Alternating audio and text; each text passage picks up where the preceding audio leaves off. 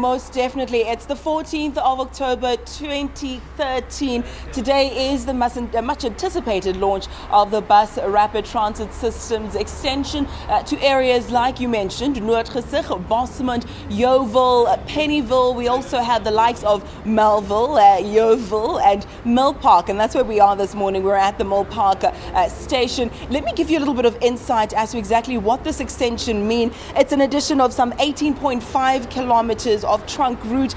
Some 10 to 16 stations will be opened. Let's get some more detail on this now. I'm joined by the Executive Mayor of the city of Johannesburg. That's Pax Tau. Mr. Tau, a huge pleasure to have you with us. Thank you so much. A lot of time and effort, sleepless nights, I'd imagine, went into this 1B phase. How do you feel now that it seems that it's paying off? Thank you very much. It's been hard work in the city of Johannesburg, and the negotiations are in fact ongoing with the taxi industry and PATCO to finalize the establishment of the bus operating company. The operation started today, and the intention is that we would roll out progressively until the 13th of January trunk routes along the route. The BRT expansion has included 15 stations that we're launching today.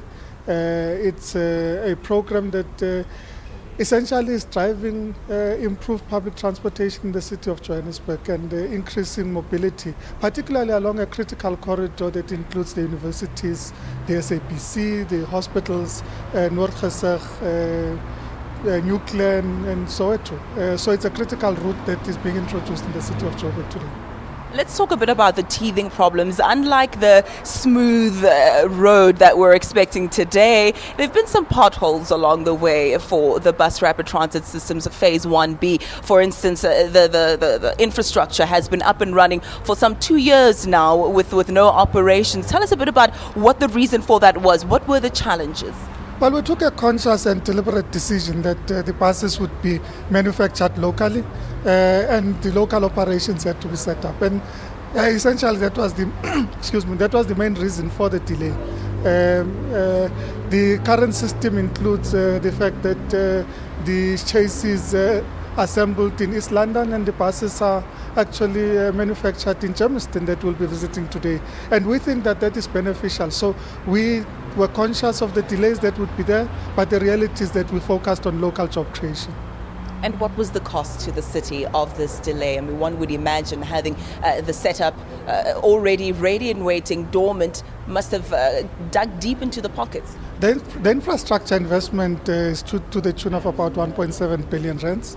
And the buses themselves didn't cost an additional amount. It was in terms of the tendered price. The delay was more in the manufacturing component, so we didn't necessarily incur additional expenses. The operations are only being set up today in terms of the staff that have been employed. The interesting thing is that, in fact, the staff being employed at the stations are new people that have been employed from the local communities. And most of them, in fact, are people that have been unemployed and are getting the first opportunity for employment.